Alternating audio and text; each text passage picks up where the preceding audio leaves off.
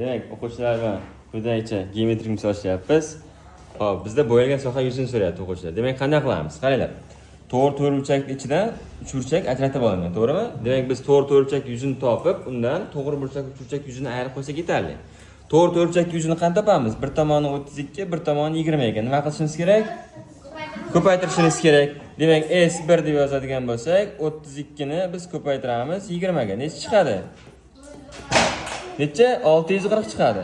640 metr kvadrat. Xo'p, endi 3 burchak yuzini topamiz. S2 deb belgilaydigan bo'lsak, uning yuzasini qanday topardik? 5 kere 6, keyin nima qilamiz? Bo'lib 2 topa-to'g'ri. Nega 2 ga bo'lamiz? Yaxshi. Ko'paytirsak necha? 30, 2 ga bo'lsak 15. Endi bu ikkasini nima qilishimiz kerak biz? Ayirib qo'yishimiz kerak.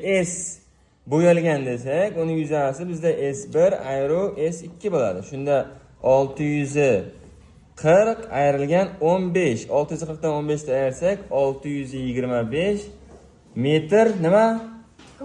Kvadrat to'pa-to'g'ri. Tushunarlimi?